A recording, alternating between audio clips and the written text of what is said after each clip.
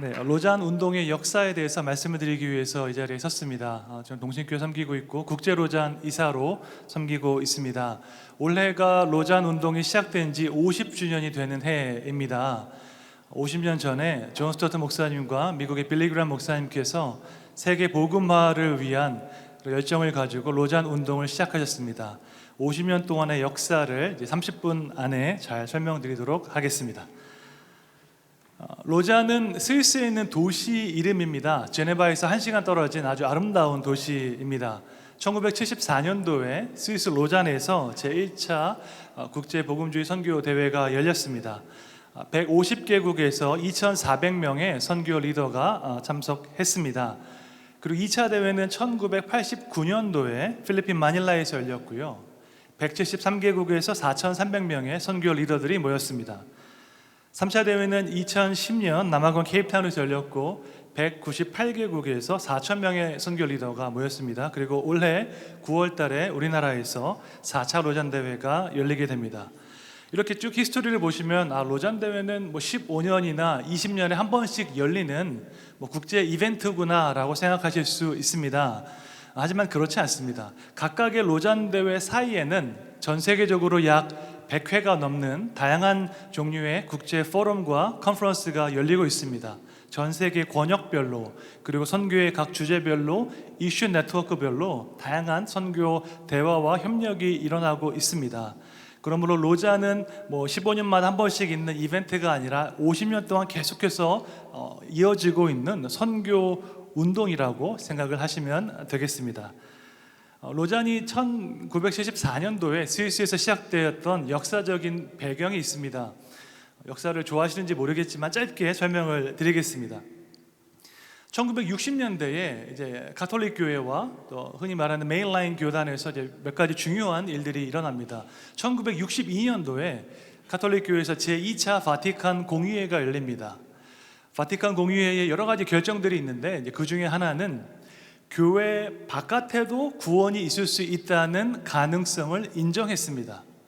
여기서 교회는 이제 카톨릭 교회를 뜻합니다. 여러분, 마틴 루터가 종교개혁을 시작한 것이 1517년이었는데요 1962년까지 카톨릭 교회는 공식적으로 개신교회를 이단으로 규정했습니다. 450년 동안이나 카톨릭 교회는 개신교를 이단이라고 여겼고 당연히 이단에는 구원이 없다고 생각을 했습니다. 개신교회도 기분이 나쁘니까 똑같이 카톨릭 교회를 향해서 이단이라고 서로 이제 고소를 했겠죠.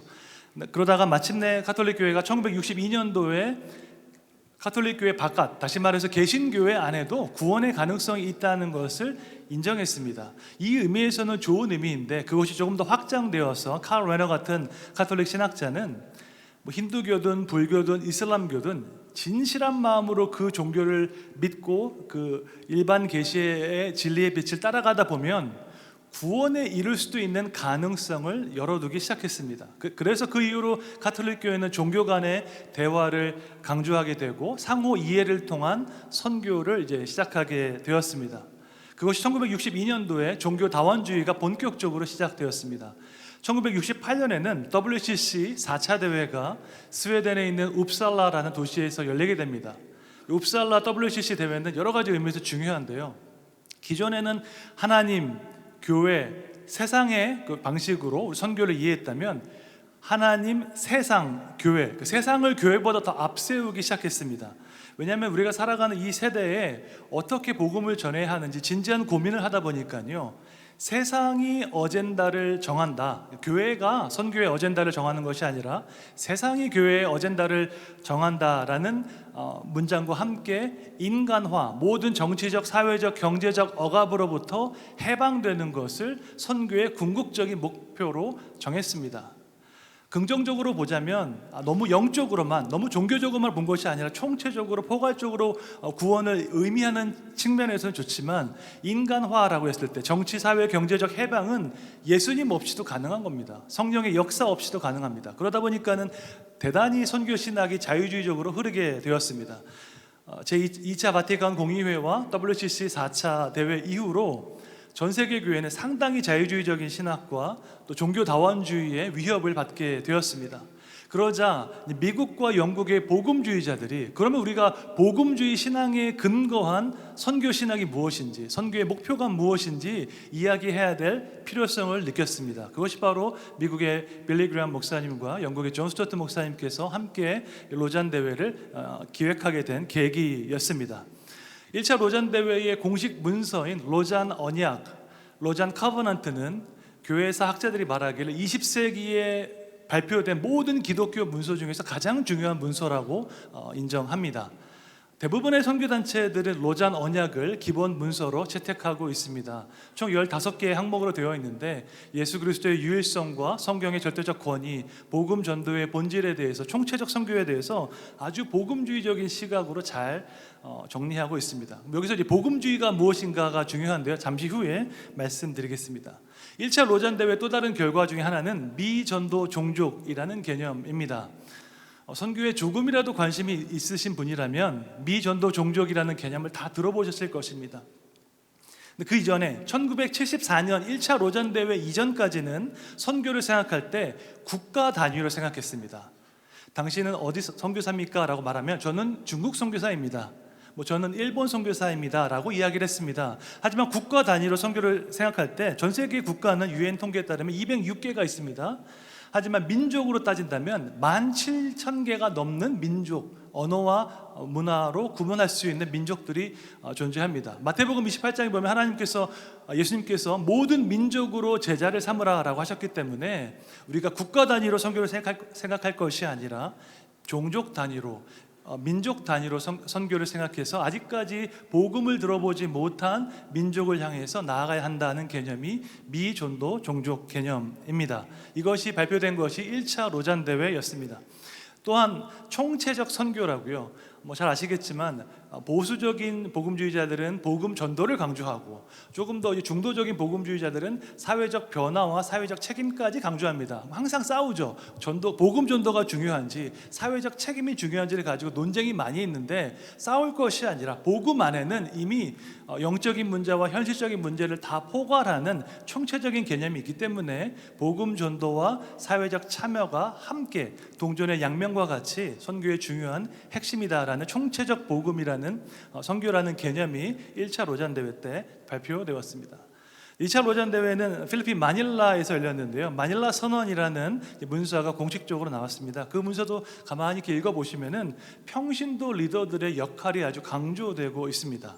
그 전까지는 목회자, 안수받은 선교사만 중요했다면 성령의 은사와 성령의 충만을 받은 모든 남성과 여성, 평신도와 목회자가 다 선교에 있어서 중요한 역할을 감당한다고 강조하고 있고, 무엇보다도 선교에 있어서 인테그리티가 얼마나 중요한지, 그 신실성이 얼마나 중요한지 마닐라 선언에서 강조하고 있습니다. 그와 더불어서 10-40창, 1040 윈도우라는 개념 역시 이때 주창되었는데요.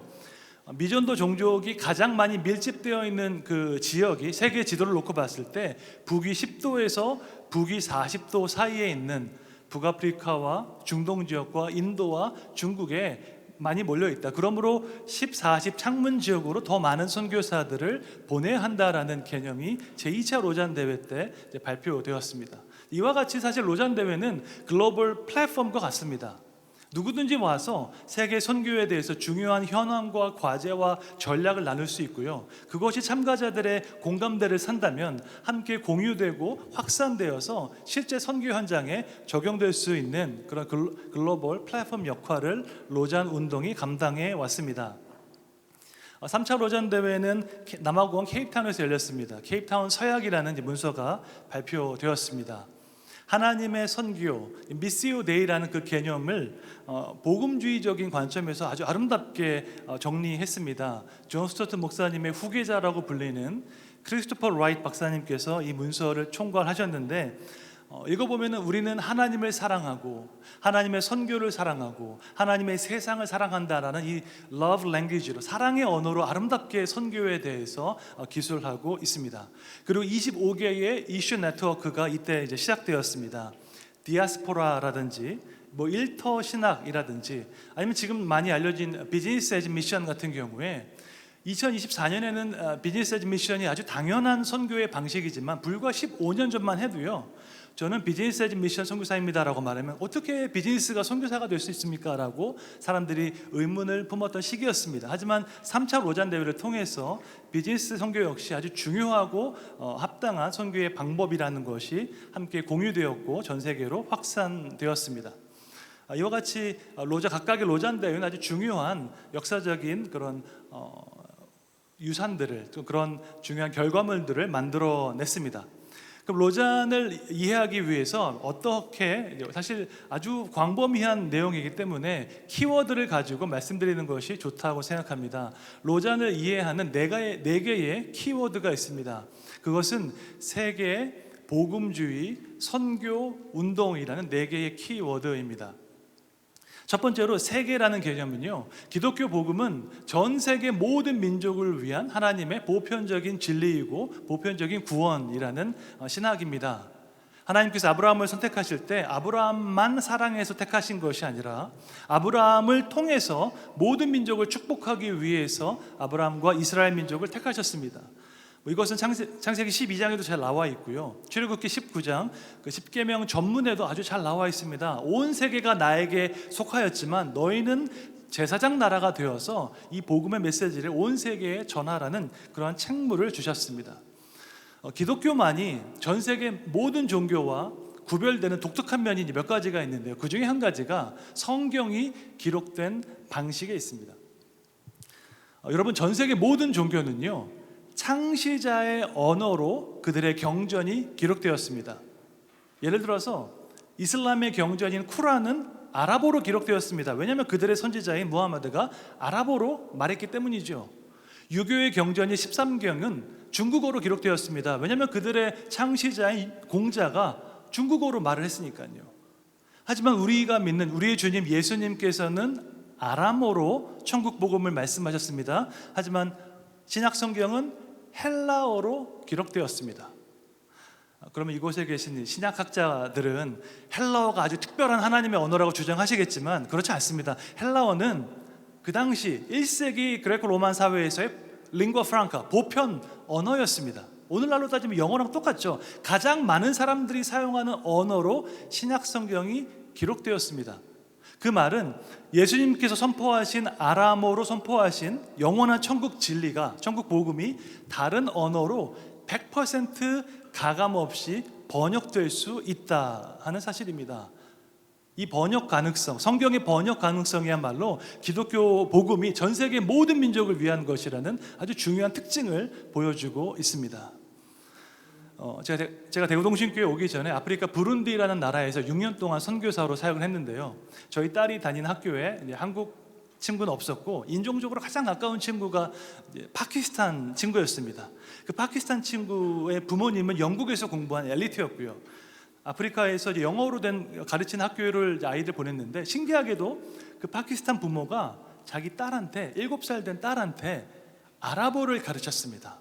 왜냐하면 독실한 진정한 무슬림은 아랍어로 쿠란을 읽을 수 있어야 하고 아랍어로 기도할 수 있어야 하기 때문입니다. 하지만 우리는 그렇지 않잖아요. 아무리 독실한 크리스찬이라고 해서 히브리어로 기도하고 헬라어로 성경을 읽어야 한다고 주장하지 않습니다. 왜냐하면 하나님께서는 모든 언어로, 전 세계 모든 언어로 말씀하실 수 있는 그런 글로벌한 전 세계적인, 전 우주적인 구원자이시기 때문입니다. 그래서 라민 사네라는 예일대학교 교수는 이렇게 말했습니다. 성경 번역이야말로 교회의 태생적 특징이자 가장 중요한 성공 요인이다라고 강조했습니다. 두 번째 키워드는 복음주의라는 키워드입니다. 로자는 복음주의 운동입니다. 복음주의가 무엇입니까? 라고 질문한다면 아주 어려운 질문이죠. 아주 브로드한 개념이기 때문에 짧은 시간에 다 말씀드릴 수 없습니다. 네, 근대 복음주의의 시작이 누구인가? 라고 질문을 한다면 대부분의 역사학자들은 두 명을 꼽습니다. 18세기에 미국에 있었던 조나단 에드워즈의 부흥운동과 또 동시대에 영국에 있었던 존 웨슬리의 부흥운동을 꼽습니다. 조나단 에드워즈와 존 웨슬리가 이끌었던 그 복음주의 부흥운동이 근대 복음주의의 시작이었습니다. 데이비드 베빙턴이라는 영국의 역사학자는 네 가지 개념을 가지고 베빙턴의 사각형이라는 개념을 가지고 복음주의의 특징을 설명했는데 이것은 세계 많은 학자들에 의해서 받아들여지고 있습니다. 첫째는 성경주의입니다. 성경은 정확무호한 하나님의 말씀이고 오류가 없는 우리의 신앙과 우리의 실천에 있어서 절대적 기준이다라고 믿는 것이 성경주의이고, 두 번째는 십자가주의입니다. 그리스도의 십자가 이외에는 구원의 길이 없다는 것을 인정하는 것입니다. 셋째는 회심주의입니다. 구원은 바른 교리를 지적으로만 동의하는 것이 아니라 살아계신 예수님을 인격적으로 만나는 것이 구원이다. 그래서 이제 회심주의를 강조하는 사람들은 Are you born again? 이라고 물어보죠. 당신 거듭났습니까? 예수님을 인격적으로 만났습니까? 라고 질문합니다. 네 번째 행동주의는 그렇게 예수님 인격적으로 만났다면 자연스러운 반응은 전도와 선교에 헌신하는 것입니다. 이 네 가지를 다 믿는다면 당신은 복음주의자라고 말할 수 있을 것입니다. 그런 의미에서 사실 한국 교회의 90% 이상의 모든 성도들은 복음주의자들입니다. 한국의 많은 성도들은 하나님의 말씀, 성경을 정확무호한 하나님의 말씀으로 믿고 예수님 이외에 구원의 방편이 없다는 것을 믿기 때문입니다. 로잔 언약의, 사실 저는 이제 미국에서 신학 공부를 했는데 한국에서는 로잔 언약을 이해할 때 복음 전도와 사회적 책임을 강조한 총체적인 복음을 강조한 걸로 로잔 언약을 이해하고 있는데, 사실 이제 미국 신학교에서는 로잔 언약을 설명할 때 복음주의 신앙에 근거한 선교가 어떤 것인지 잘 설명하고 있다. 총체적 복음보다는 복음주의 신학의 정수를 로잔 언약이 잘 표현하고 있다라고 이해하고 있습니다. 복음주의 신앙이 제일 중요한 게 성경주의와 십자가 중심주의이기 때문에 그 두 가지가 로잔 언약에서 너무너무 중요한 부분입니다. 복음주의는 교단이 아니기 때문에 국가별로 교단별로 확산된 방식이 다릅니다. 미국 같은 경우는 주류 사회로부터 많이 분리되었습니다. 복음의 순수성을, 신앙의 순수성을 지키기 위해서 미국에서는 1920년대에 근본주의, 자유주의 논쟁이 있은 이후에 공립학교에서 진화론을 가르쳤습니다. 그때 미국 복음주의자들은 아이들을 공립학교에 보내지 않았습니다. 진화론을 가르치는 그 위험한 학교에 아이들을 보낼 수 없다. 그때 시작된 것이 홈스쿨입니다. 그렇게 홈스쿨로 아이들 잘 키워서 복음주의자들이 보내는 대학이 있었는데 시카고에 있는 휘튼 칼리지였습니다. 이렇게 이제 미국은 조금 주류 사회로부터 분리되는 방식으로 복음주의 운동이 펼쳐졌다면 영국은 그 처치 오브 잉글랜드 안에, 그 주류 사회 안에, 주류 교회 안에 복음주의가 계속해서 머물러 있었습니다. 그래서 우리가 잘 알고 있는 윌리엄 윌버포스와 같은 노예 해방을 앞장섰던 정치인이 복음주의 신학에 근거해서 그러한 운동을 펼쳐 나갔습니다. 세 번째로 로잔의 중요한 키워드는 선교라는 키워드이고요. 여러분 잘 아시겠지만 미시오 데이입니다. 선교는 교회가 감당하는 수많은 프로그램 중에 한 가지가 아니라 선교는 하나님의 본성이다. 전 세계 모든 민족에게 그분의 구원을 알리시고 그들이 하나님께 돌아오기를 기다리시는 하나님의 본성이 선교이기 때문에 우리가 그리스도의 하나님의 구속 사역에 동참하는 것은 마땅한 일이다라는 개념이 미시오 데이, 하나님의 선교 개념입니다. 여기서 이제 중요한 것이 복음 전도와 사회 참여의 사회적 책임의 관계인데요. 복음이 먼저인가, 빵이 먼저인가라는 질문을 이제 선교학자들은 많이 하고 있습니다. 아프리카에서 사역했던 선교사 출신으로서 저는 세상에서 가장 쓸모없는 질문이 이 질문이라고 생각합니다. 왜냐하면 선교지에서는 복음과 빵 모두 다 필요하거든요. 세상에 어떤 선교사가 빵만 나눠주고 복음을 전하지 않겠습니까? 세상에 어떤 선교사가 배고픈 아이가 있는데 또 예수님 먼저 믿어야지 빵 줄 수 있어 라고 말하는 선교사가 어디 있겠습니까? 이 두 가지는 반드시 같이 가야 합니다. 그래서 크리스토퍼 라이트 박사님은 말하기를 우리가 무엇을 먼저 해야 되는지 우선성을 가지고 싸우지 말고 궁극성이라는 개념으로 생각을 해보자. 우리가 때로는 아픈 사람에게는 먼저 치료를 해주고 배고픈 사람에게는 먼저 빵을 줄 수 있지만 궁극적인 선교의 목표는 우리를 죄에서 구원하신 예수님을 증거하는 것이다. 거기에 동의할 수 있다면 사실 그 순서를 가지고 소모적인 논쟁을 할 필요는 없다라고 말씀하셨습니다. 네 번째로 로잔을 이해하는 중요한 키워드가 운동이란 단어입니다. 이제 흔히 말하는 조직체가 두 가지가 있는데요. 제도라는 이제 조직이 있고 운동이라는 그 조직이 있습니다. 제도는 규칙과 절차와 조직을 강조하고 기존 권위와 전통을 강조하는 형태의 사역 형태입니다. 반면에 운동은 공통의 비전에 근거해서 자발적으로 참여하고 역동적으로 창의적으로 사역하는 사역의 형태입니다. 제도, 인스티튜션을 대표하는 기관이 있다면 WCC일 것입니다. WCC는 전 세계 352개 세계 교단의 연합체입니다. 기구적 연합이죠. 그런 경우에는 그 교단 대표들이 의제를 정합니다. 탑다운의 방식으로 의사결정이 이루어지고 그렇게 이루어진 결정이 각 교회에 전달되는 것이죠. 하지만 운동은 정반대입니다. 운동은 자발적으로 세계 복음화라는 그 비전에 내가 동의하기 때문에, 로잔 언약에 동의하기 때문에 자발적으로 참여한 것이기 때문에 로잔 운동은 실제 사역을 감당하는 사람들의 이야기를 들음으로써 이제 의제를 모아갑니다. 지난 2년 동안 글로벌 리스닝 팀이 있었습니다. 이분들이 전 세계에서 2년 동안 총 24회의 공청회를 통해서 지금 이 시점에서 세계 선교에 있어서 가장 중요한 필요가 무엇인지, 비어있는 그 갭이 무엇인지, 어떤 부분에 있어서 더 많은 연합이 필요한지 많은 선교사님께 직접 들었습니다. 그것을 토대로 해서 의제들을 설정해 가고 있습니다. 그렇기 때문에 이 무브먼트야말로 정말 현장과 괴리되지 않은 실제적인 사역에 대한 이야기들을 나눌 수 있습니다. 제가 3차 로잔 대회에 참석할 수 있는 기회가 있었는데, 실제 로잔 대회에 참석해 보면 정말로 선교의 다양한 영역들을 감당하고 있는 선교사님들, 또 선교학자들, 목사님들이 모여서 실제적인 이야기를 나눕니다. 현장과 동떨어진 그런 학문적인 이야기들을 나누는 것이 아니다라고 이해하시면 되겠습니다. 4차 로잔 대회의 주제는 Let the Church Declare and Display Christ Together입니다. 교회여 함께 그리스도를 선포하고 또한 나타내자. declare라는 말은 우리의 입술을 열어서 복음을 증거하는 것이고, display라는 말은 우리의 행함과 우리 사회적 책임을 통해서 그리스도의 사랑을 나타내는 것입니다. 이 두 가지가 둘로 나뉜 것이 아니라 함께 간다는 것을 이야기하고 있습니다. together라는 이 단어가 사실은 이제 마이클 로 총재님께서 강조하신 개념인데요. 여러분, 과거에는 서구 교회가 선교를 주도했으니까 이제는 서구 교회 다 몰락하고 있으니까 비서구 교회, 한국을 위시로 하는 비서구 교회가 선교를 주도할 시대이다라고 말을 하면 옳을까요? 틀릴까요? 틀린 말입니다. 그 어떤 교회도 선교를 주도할 수 없습니다. 선교를 시작하고 주도하시는 분은 하나님이시고요. 우리 모두는 그분의 정말 글로벌한 교회로서, 그분 그리스도의 몸으로서 거기에 동참할 따름입니다. 지난 2년간 리스닝의 과정이 있었고 또 게더링의 과정이 있고, 이것을 토대로 함께 다양한 협력을 추구하는 액션의 과정들이 준비되고 있습니다. 작년 한 해 동안 전 세계 11개의 권역에서 로잔 대회 참가자들이 다양한 사전 게더링을 가졌습니다.